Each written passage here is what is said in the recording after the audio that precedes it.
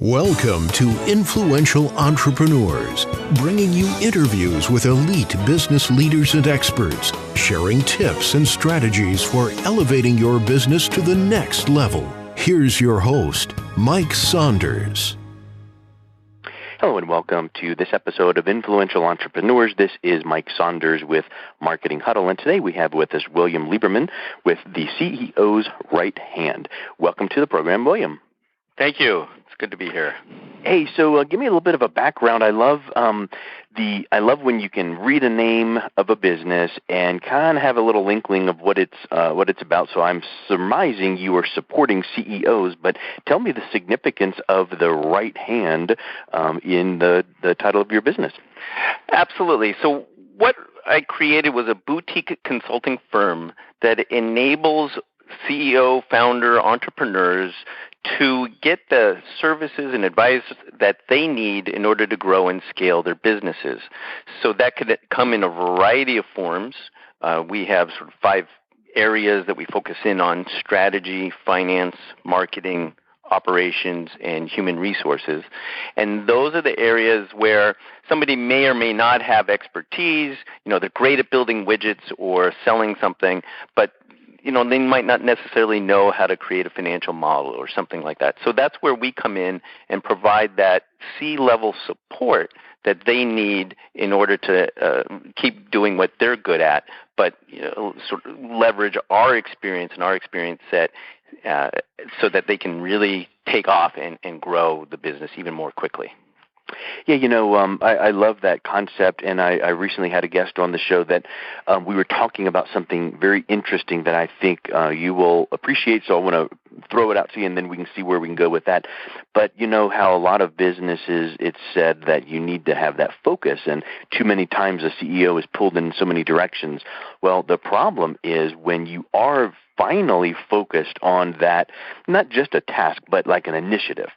So let's say that you are just focused on that. The problem with that is you do tend to miss opportunities and things that are happening around you because you are so focused. So when you have that outside influence, that mentor, coaching, consultant relationship like what you provide, you're guiding them to be focused on that task at hand, but you're watching for the things that you can kind of almost, underhand pitch to them and say, okay, here's one right here, now add that into what you're doing. And then you're watching the landscape and making sure make sure everything's fit together. Is that kind of like what you find as well as you're interacting and working with clients?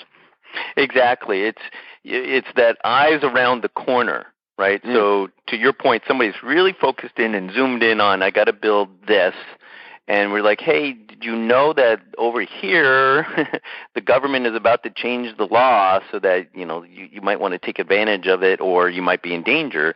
There could be regulatory issues or competitive issues or just things that are happening in your geographic area that they may or may not know about.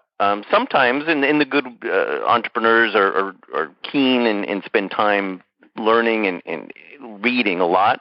But sometimes, again, like you say, they're up till 2 a.m. and they're just trying to get the next iteration of their software out the door. And so that's where, as you say, the advisory piece of what we do really comes to play, and we can provide significant value add without having to spend a ton of time, just by saying, hey, have you thought of this? And they go, oh, yeah, you're right. And we see that a lot. Yeah, I think that's a super good point, and it reminds me of something I recently saw. This is really professional in business, but I was watching a TV show recently, and I was watching an episode of The Designated Survivor, and it was an episode where, the current sitting president was meeting with the previous president, and they were just talking about what his, reactions were to his first, 100 days in office, or his first initial in office, and the incoming president, or the past president, had said to him, you've got one really big problem. You are not leading, you're reacting. And right. the issue was, there's this problem and this fire and this, and he was putting out fires and he was just running all over the place, but he needed to have his team, his staff and everything handling things so that him as the leader can be guiding and moving in that right direction with certain initiatives, not reacting to things. So I kind of liken that to what you were just saying with that right hand, aspect, right? Yeah, absolutely. It's as the leader of an organization, their job is to provide the resources, the vision, and the resources for their team, right? So it's like we're going up and over this hill. There's a box of guns and bullets over there. Let's go, right? Because the bad guys are coming at us, and here's where we're going, and here's why we're going up this hill. And that happens all the time. You see that all the time with small businesses where somebody has a really crisp, clear vision of where they're headed and why they're going that way, and they're able to marshal their team to just take that hill no matter what, just by sheer will sometimes. What happens if there's not a vision? And I think that sounds kind of cliche to say, yeah, we've got a mission and vision, but what happens if it's not crystal clear, or what happens if it is crystal clear and they're not following it? Well, right. So then you get into problems in a variety of areas. One, you have problems with your staff, right? Because they're like, oh, well, what are we doing? Well, why are we going this way, not that way? And it gets muddled, and they lose confidence in your ability, to your point, as a leader. So the leader of an organization really does need to be able to communicate why that company exists and what that vision is all about and why we're headed this way, where we're headed and why. And if it's muddled or they don't have it crisp in that message sort of solidified, then the market won't understand what that company is all about. They won't get the sales and the sales growth that they're expecting. They'll have issues with their employees, and then it goes on, and it kind of spirals down, and you get that sort of slow circular drain issue. And it takes time and effort to come up with what our vision is and why we're headed this way, and so people need to spend time thinking about that. But some cases, it's just you wake up in the middle of the night and you have an aha moment and go, oh my God, this is what I got to do, and this is why, and it just all comes together. When you were introducing your firm, you named a whole lot of different aspects, right? Operations and marketing and all of those things. One question that I have is, what if there's an organization that approaches you and they need help in multiple areas and they recognize it? Because the first step is just knowing where they need the help and that they need the help. Where do you then start first? What do you do to analyze where the first step should be that will give the best, leverage, and then where do you move from there? Oftentimes I look at their business model, because that's a great place to get a deep understanding of the drivers of the business. And business model are things like, what are we selling? Who are we selling to? What is our unique selling proposition or value proposition? What are the channels we sell through, revenue model, and then on the operations side, so cost structure, and what are our partnerships that we rely on, right? Kind of using a business model canvas approach, because that gives me a way of coming in and understanding the business really well, and also asking the questions, well, okay, so why are you doing it this way? Have you thought about this, and that? And from there comes out, okay, so we're having issues with, obviously, when you look at this business model, this value proposition doesn't really sync up with the vision of this business, so there's a disconnect, or there's a disconnect in how we're selling and what the channel that we're selling to between that and what our value proposition is supposed to be. And so then I dive into, okay, so how do we fix that? Is it a messaging problem? Is it a marketing problem? Is it we're just not packaging what we're selling correctly? And from there it goes on. Do you ever find that, because I know that you have the areas, the financial, operational, tax, things like that. Well, do you ever find that an organization may feel overwhelmed in what's ahead of them, even though you're there as their right hand? What happens that you lay out like kind of like a blueprint or a strategy where they feel like, okay, good. We know we're going to hit operations in the next step, but right now we're focused on whatever, tax, right? What do you do when maybe you're working with an executive or CEO and they just really feel overwhelmed at what you're laying out that they need to do, that you're going to be there with them, but they really feel like, yeah, you say that, but we might disrupt what we're doing, right? Right. So I think the best approach in those cases where there's a lot of issues is to break it down. Okay, so what are we going to do over the next let's just think 4 quarters out. So quarter by quarter, what are the big hurdles or, rocks, right, to use Vern Harnish's or scaling up? What are the big rocks that we need to achieve across, let's say, 3 areas, 4 areas. It could be operations, it could be people, it could be on the revenue and marketing, sales and marketing side. But what are the sort of the key component things that if we got this nailed down at the end of that quarter, we would pop the bottle of champagne and have a little celebration. Mm. So let's figure out across 3 or 4 different functional areas, quarter by quarter, what are the big chunky things that we need to accomplish as an organization. Then let's cascade those goals down into the departments that are going to be responsible for each of those areas, or maybe there's cross-departmental work, but let's cascade that down to the department heads, and then from there the department heads cascade down that work to the individuals. And then everybody understands where they fit in achieving the goals of the organization on a quarter-by-quarter and then obviously annual basis. So basically making it bite-sized enough so that it's not overwhelming. And you said something really interesting, and I want to see if this is something you agree with.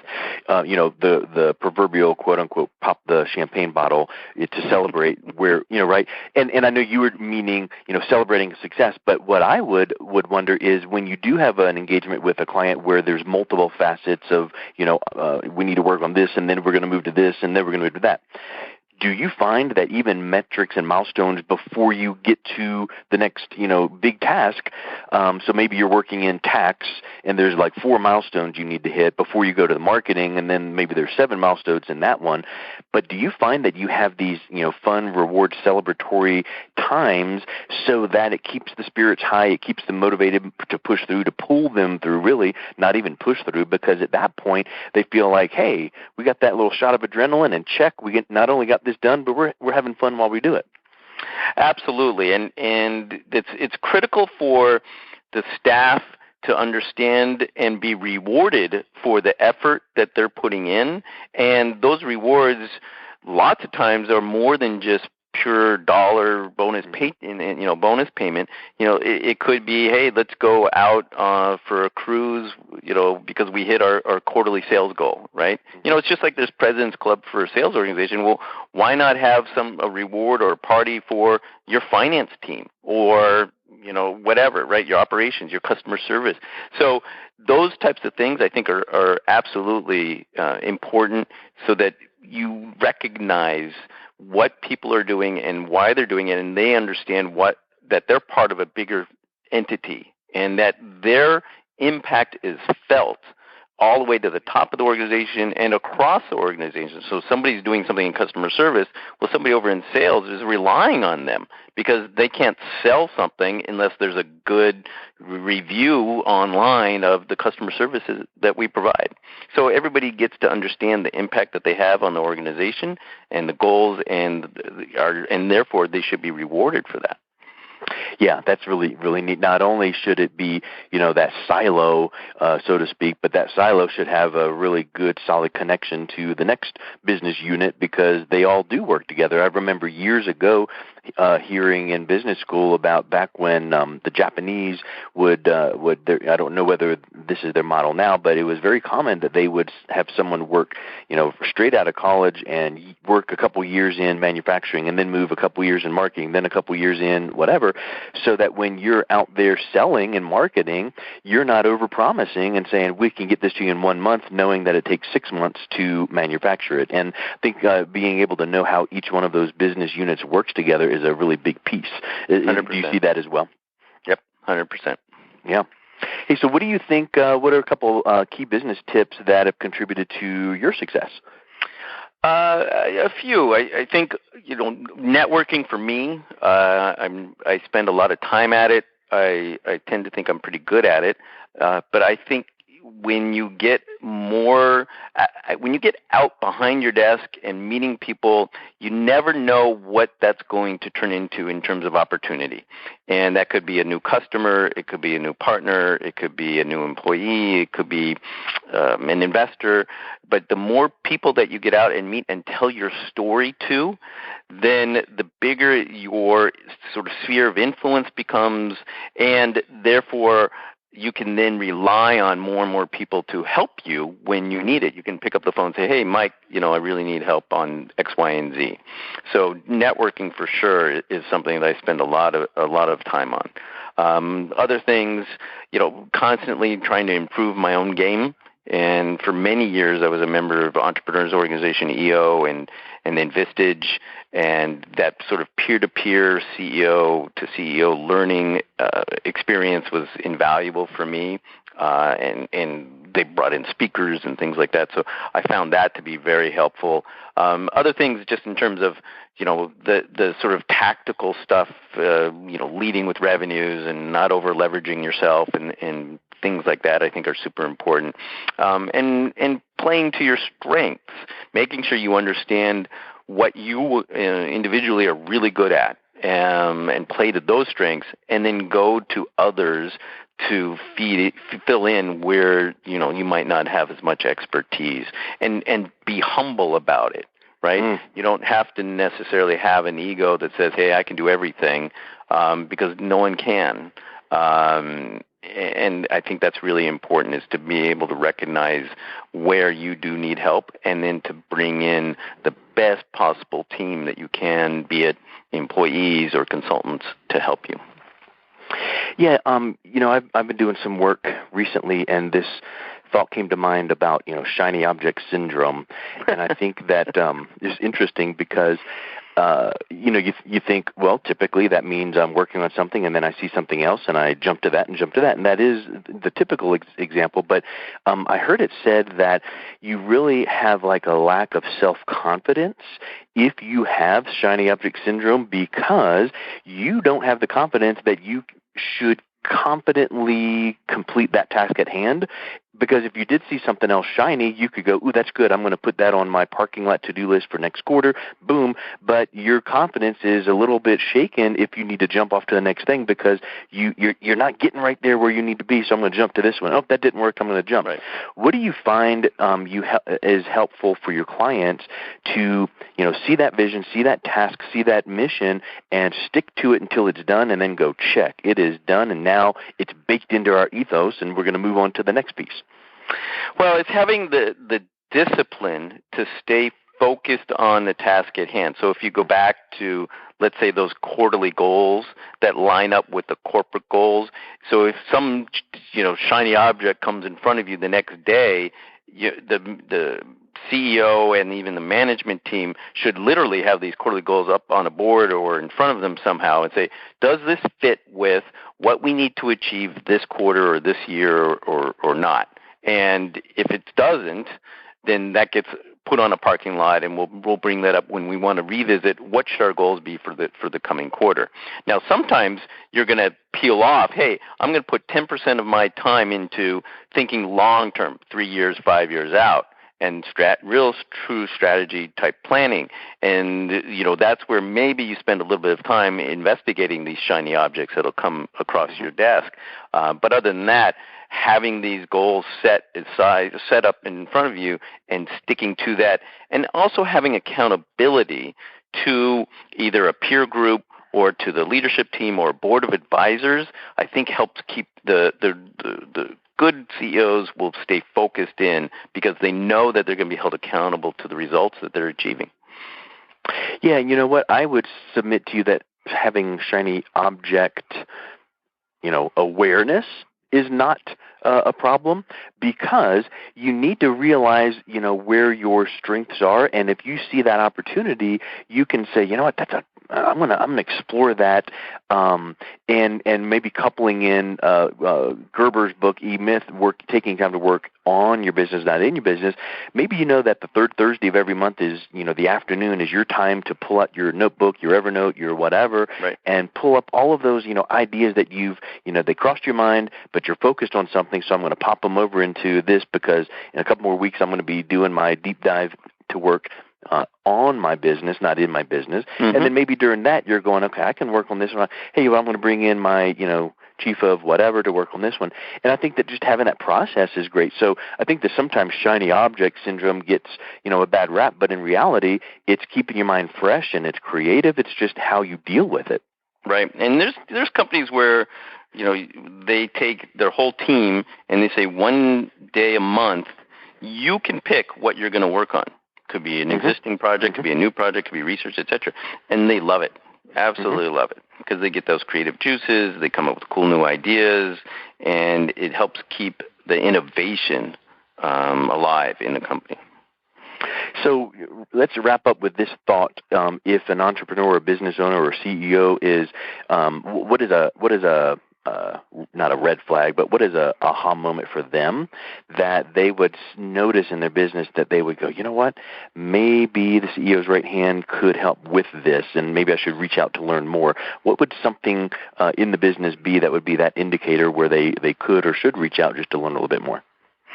It could be things like stagnating growth, or even losing market share, losing revenues, drop in client satisfaction, any pain point that's coming along that says, hey, look, I'm really struggling to figure out how to either grow my business or solve this customer problem or figure out how to raise capital.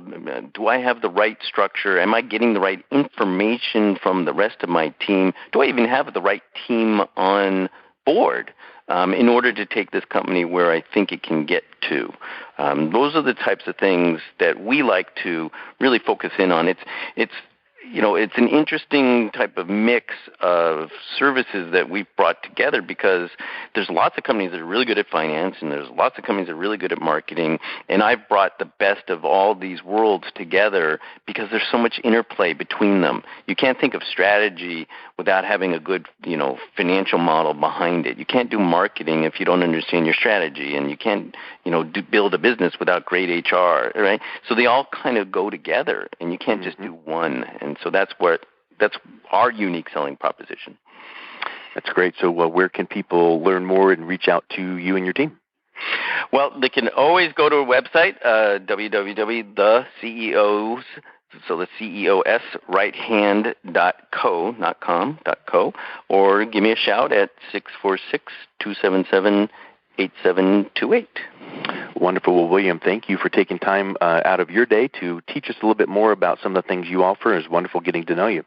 Absolutely. Thank you, Mike. You've been listening to Influential Entrepreneurs with Mike Saunders. To learn more about the resources mentioned on today's show or listen to past episodes, visit www.influentialentrepreneurssradio.com.